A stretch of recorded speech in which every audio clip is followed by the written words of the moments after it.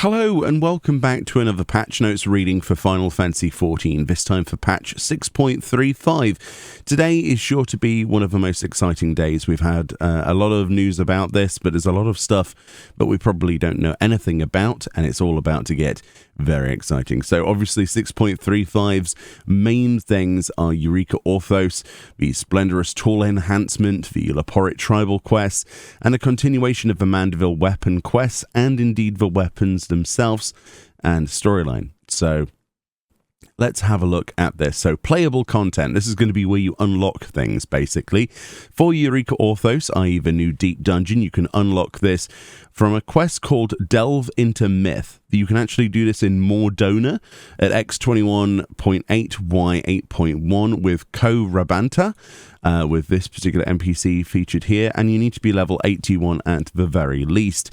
Completed Endwalker's main scenario, and as well as cleared floor 50 of the Palace of the Dead. Those are the requirements. There's also another two quests, Rage Extinguished and Orthos Unveiled. So obviously there's a series of quests to actually unlock this. Very cool stuff. Somehow, they're the Hildebrand adventures, like the continuation of the Hildebrand storyline, continues over at Radzat Han X11.9, Y11.1. Of course, you must have first completed the previous quest, The Imperfect Gentleman, and you can pick this up from Delion, or Delion.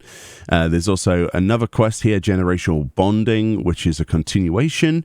And then we've got the Mandeville Weapons. You must have completed Generational Bonding and Make It Mandeville. So first of all, you must have completed these new quests, and then it unlocks the next chapter of the Mandeville Weapon Saga.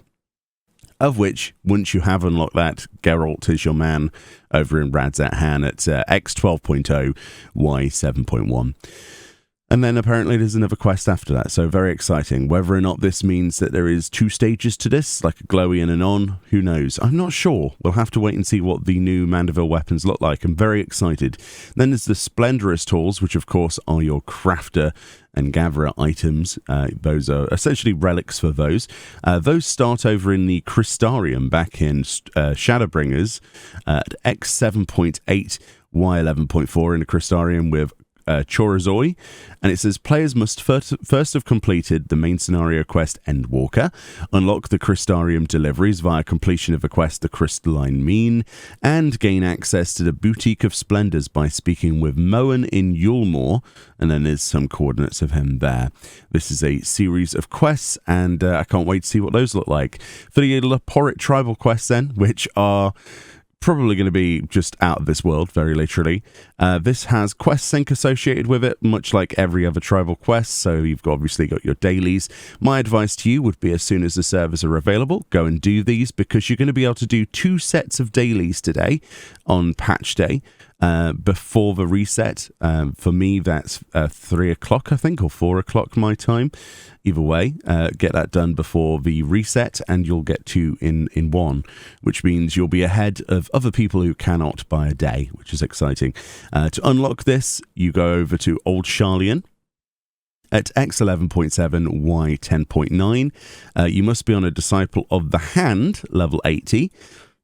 And the quest starts with Dreaming Way. It says, must be Dreaming Way. You must first have completed Endwalker and the quest Dream a Little Dream. This is actually a quest that that becomes available after progressing the quest chain beginning with Name That Way. So we actually looked at this before. If you've done all of the quests basically on the moon, you're going to have no issue with this. But there is specifically a quest line that begins with Name That Way, and then you'll get Dream a Little Dream, and then Must Be Dreaming Way will finally unlock. As you can see from the tribal quest, there's quite a lot of stages, as usual. 5 stages in total, something like that. There's a daily quest hub, and that particular hub with vendors can be exchanged over here, as you can see. So there's the main Etherite in Mare Lamentorum, in the boroughs, Bestway boroughs, and then over here is that particular section. I think that's where the actual hub is as well. Very cool stuff. And what do they exchange? Carrots. Wow. So their currency is Leporit carrots. That's brilliant. And it's spelt with a carat, as in value of currency. Very nice. New housing stuff then. Let's move on to this. So furnishing design contest winners and entries have been added. This is from 2019. We've got, I don't think the trees are new. I can't remember. We've got some stones in front of this. Is that a copper core furnace? That's adorable. I like that. Let's zoom in a little bit further so you can see that. That's just fantastic, isn't it? And then we've got new furnishings. Obviously, we've got stuff from Eureka Orthos, so Allegan-style lamps, which look awesome, by the way, with those sort of like heads-up displays that show the holographic stuff. A chair that I don't recognize, a table thing, very cool, and a dance mat. Yes, this is going to please everybody who's into DDR and, you know, the dance, just mini games, Step Mania, that sort of stuff. This is awesome. I like that. And also people who like 70s dance arenas. Very cool. New orchestra and rolls. Hopefully we get some new versions of remixed songs. Who knows? They showed a few clips on social media recently with some really cool songs. So hopefully we can get some more music that's awesome. And I'm sure there will be from the Tribe quests and places. Mandeville Gold Sorcerer, it says new cards have been added, new NPC opponents for Triple Tri have been added. So I don't know if there's anything else in the Gold Saucer. We'll have a look later. Miscellaneous stuff. So the following additions and adjustments have been made to Wondrous Tales. Time-worn Canberra skin maps will be replaced with time-worn Ophio Tora skin maps, which are the newer ones that allow for the shifting oubliettes, as an available reward for completing 9 duties in Wondrous Tales Journey. Eureka Orthos has been added to the Wondrous Tales, of course. We've got new hairstyles. It says hairstyles. They're only showing one here. This is an incredibly short-cut hairstyle. Sort of, it reminds me of like an Action Man. You know those Action Man toys you used to get as a kid that had this like slight bit of felt that kind of resembled hair? Sort of tiny little bit of hair. So if you like that sort of like shaved hairstyle, then this is going to be up your route. Definitely up your alley, because it's not my cup of tea, but I can see a lot more people getting mileage out of that one. Very cool stuff. Yeah. New emotes. This was featured on their new TikTok. This isn't a headpiece. Originally, I thought this was going to be a headpiece, but it's basically, and the ears appear and you do a flapping animation and then they disappear. So this presumably will be from the tribal quests, I would hope. Battle system then. So this is the new deep dungeon, Eureka Orthos, in further detail. Of course, this is going to be separate from Palace of the Dead and Heaven on High. It's got its own save data system. If you know anything about deep dungeons, it's basically a copy and paste of the same formula that works and is tried and tested. You need to be level 81 or above. This is great leveling content. You can queue up to 4 players or individually. You've got 60 minutes, and there's the requirements once again. It says players can enter Eureka Orthos by speaking with Cartoon in Mordona, once it's unlocked, obviously, through that quest Delve into Myth. When entering as a party, only the party leader can start the instance. It's also entered with Crossworld Party. Oh, that's nice. All parties must be in the same Mordona instance to the same as the party leader to enter Eureka Orthos. Okay. Players who have cleared floor 30 of Eureka Orthos and the side quest Rage Extinguished will be given the option to start from floor 1 or floor 21 when creating a save file. When starting from floor 21, players will be set to level 90 and their inventories will be cleared of commanders and demi-clones. So basically, demi-clones are the new summon type sort of things, as you would imagine them to be, you know, modifying things like Odin and stuff previously. Yeah, you definitely, if you're going to do a solo run, you start from floor 1 and all the way up, right, etc. Character growth. Of course, it's not related to the XP that's outside. However, you do get experience contained within your save file to level up, but you do also get XP for the outside stuff every 10 levels, right? Basically, same stuff before. We've got obviously Etherpool gear. Previously, we had 99.99. Normal gear has no effect on your character's attributes inside Eureka Orthos, and Etherpool gear strength will not carry over from Palace of the Dead or Heaven on High, so of course we're working from scratch. On floor 31 and beyond, while floors up to 30 are related to the storyline, all floors after were created strictly as a challenge for players. For this reason, you cannot enter floors beyond 30 with a match party. Furthermore, in addition to completing the side quest Rage Extinguished, players must meet the following requirements to challenge these floors. Party KO count must be 0 and start from floor 1 or floor 21 with a fixed party and clear up to 30. So, yes, you obviously can go above, but you need to, honestly, starting from floor 1 is the best route, I think. Then we've got Protomanders, which are the Pomanders. Players will on occasion obtain Protomanders from treasure chests within Eureka Orthos. These items have various uses, ranging from displaying the entire map of your current floor to providing party members with beneficial effects. Up to 3 of each Protomander can be held at any time, and these items can be found in shared inventory to be used by all party members as usual. So we've got the stuff like turning things into mimics on the next floor, as well as some other things that I don't recognize here. So they might not exactly be the same. They might have the same icon, so I'll have to read those. It says some Protomanders offer different effects from Pomanders found in the Palace of the Dead and Heaven on High. Yeah. So demi-clones, we can see here there's 3 slots. Players will on occasion obtain tomestones from treasure coffers in Orthos, which can be used to generate demi-clones. These items can be used by all party members once acquired. Up to 3 tomestones can be held at once and are kept in the shared inventory. Right, so demi-clones will follow and fight alongside the player who generated them. Each demi-clone has unique strengths, so choose carefully. So instead of like turning into a manticore when you press one of these, or summoning Odin or whatever, each one of these is a summon that follows you around. So this is more useful for clearing floors in like with an NPC with you than it is for just instantly clearing a floor, stuff like that. So it'll be interesting to see how this plays out, if this is a better way forward than in the past with Heaven on High.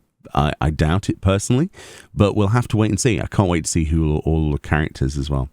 Obviously, we've got floor effects, status effects, prohibited magic, special actions, and gloom, all of the usual stuff. There's dread beasts. Players may gain the strength of dread beasts that lurk in Eureka Orthos by defeating them. That's new. Don't know what a dread beast is. It doesn't tell you what the buff is, but maybe it's like berserk mode or power up or something. I can't wait to see those. The accursed horde, of course, which is allows you to get those like what do you call, like potash or whatever it's called when you collect them from the outside. They're used for your spoils and things, aren't they? Very cool stuff. Upon saving progress and exiting Eureka Orthos, players can take this treasure to Valerine in Mordona to have it appraised. Yeah, so it's the appraisal stuff. So definitely going to be doing those. There's going to be lots of lovely rewards. Rewards then. So floor 10 completion. You get 10 Allegan Tomestones of Poetics, 20 Astronomy, 5 Causality, and 1,000 Gil. Floor 20, basically doubled. And floor 30 and beyond, 30 Poetics, 60 Astronomy, 15 Causality, and 2,000 Gil.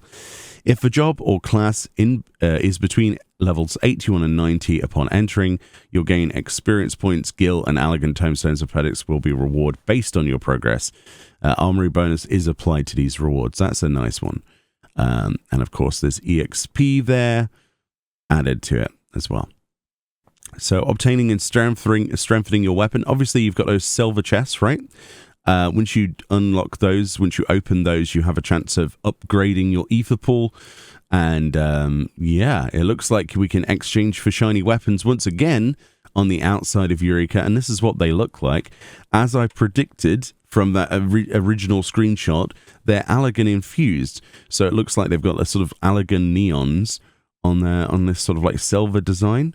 At least this stage. Usually there's 2 glowies, right? Is there usually 2 glowies? No, there's 1 glowy, isn't there? Per one. You've got like the non-glowy and then or lesser glowy, and then you've got the fully glowed version. So I don't know if this is just the normal weapon or if this is the upgraded version. It looks a little bit too basic because normally they're like irradiating the landscape with their light, but we'll see. We'll have a look. And of course, there's scoring as well. But there you go. That's Eureka Orthos, same as you've already got familiar with, and all of the new stuff as well. But it doesn't go into too much detail about what the buffs are and things. all the items, so we need to see that ourselves. And that's what guides are for, and wonderful people like Angelus Demonis and Zimoka who love that content and will put out lots of information about it. So items, new items have been added. They're going to add all of the information later, new recipes, obviously, because there's new recipes are going to be related to the new Splendorous tools, right? Splendorous tools have been added.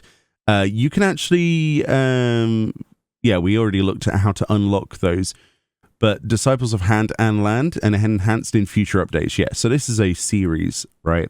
So you get your base Splendorous tool and then it continues. So who knows what the final version, the final glowy will look like. Of course, the stats are usually really good as well. There's a quest, obviously, for this stuff. And usually you have to go and craft and gather collectibles and things, which looks pretty much the same. Yeah. New miner and botanist gathering points, items added to gathering points, and new fishing holes. Yeah. So the same fare, basically. That should be fairly self-explanatory.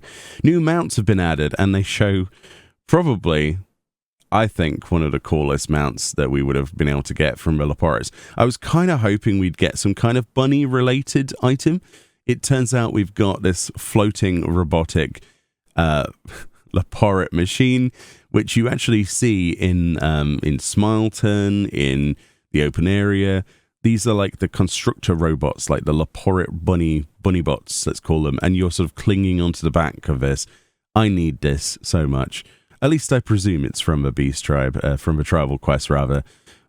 Where else could it be? It's clearly Laporit related.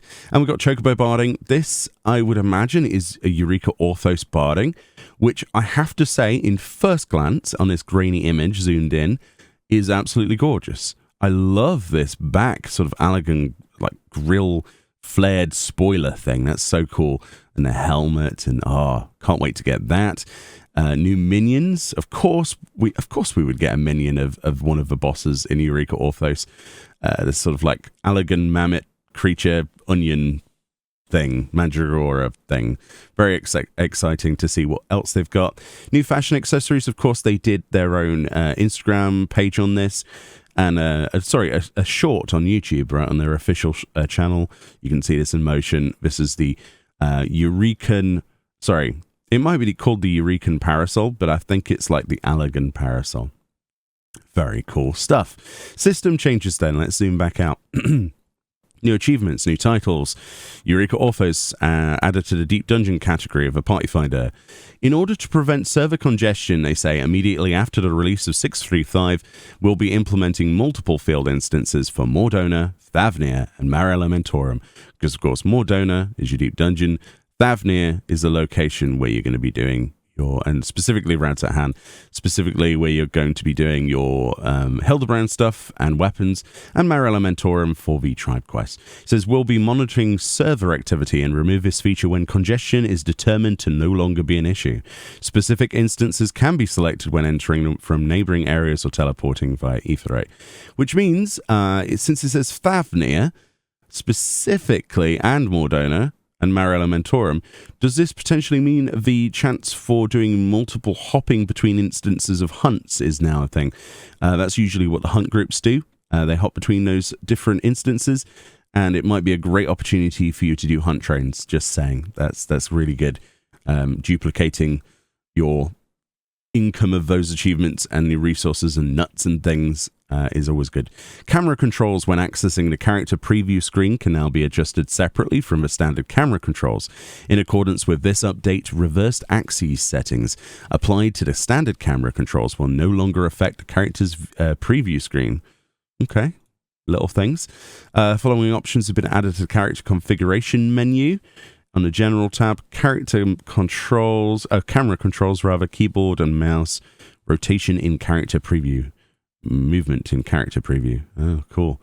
Of course, that new emote is called /ear wiggle. What else would it be called? And that's the actual command they've added to the function text. New music, sound effects in order to improve user experience when using immersed spatial audio. The processing of certain ambient sounds with this feature has been adjusted. That's nice. They're working hard on that, at least. So we've got some resolved issues and known issues, not many of them, and we'll read these up. The following issues have been addressed. An issue in the Omega Protocol Ultimate, wherein Omega used auto-attack when players were under the effect of magic vulnerability inflicted by Hello World. Okay. An issue in the Island Sanctuary wherein reviewing the workshop's agenda caused the game client to forcibly close under certain conditions. Whoa, I didn't know about that. These are all resolved, by the way. An issue in Upper Lenosha wherein certain gathering points could not be accessed when using a gamepad. Wow, that's interesting. An issue when using state teleportation via the friends list wherein setting Aetheryte ticket usage to always use or always used for costs above gil allowance in the teleport settings window still incurred a gil fee without using tickets, and other minor text issues. So, and it says other various issues have been addressed. Usually they don't feature all of the information of what they fixed because some things are exploits and things that we're not really we're not that important enough to know about, really. Vulnerabilities, things like that. But rest assured, they've fixed a lot more than what's on that list. There are currently some known issues, though, so let's read through these. These might be important.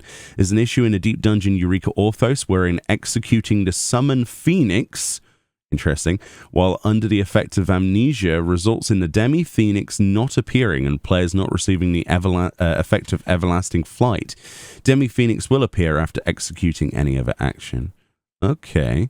There's an issue in a Deep Dungeon Eureka Orthos wherein the location of certain treasure coffers is incorrect. So I don't know if that's based on their map presentation not being where they are for the Accursed Horde. We'll find out. An issue wherein the graphics of the feet gear Valentione Roseheels does not display correctly when equipped by male Lalafels. Very specific there, but just a head up to our Lalafell friends.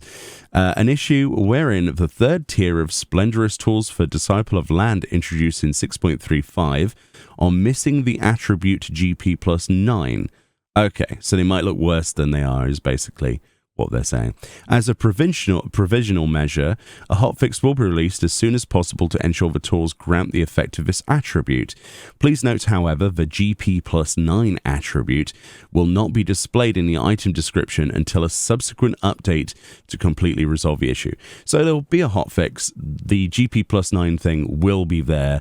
It doesn't, it won't be as bad as it appears. It will have that plus. You just won't be able to see it until a major patch, presumably, like 6.4 maybe. That's a long time. But anyway, all in all, that isn't a bad list of known issues, at least ones that they've posted. So hopefully the patch goes without a hitch, and I don't see why it wouldn't. There's some really great stuff to look forward to. Of course, all of this isn't all of the things in 6.35. They just sort of teasers, but what they have teased is very exciting. Very much looking forward to the tribal quests. Going to be doing those as soon as I get on today, and then we're going to be doing videos on pretty much all of this stuff going up throughout the next few months. And there's going to be lots of streams, presumably YouTube streams of the Eureka Orthos as well. So yeah, look forward to that. I'm very excited to see what these Dread Beasts do when you kill them, what buff that gives you, if it's like a berserk or a damage up, or I mean it'd have to be, wouldn't it?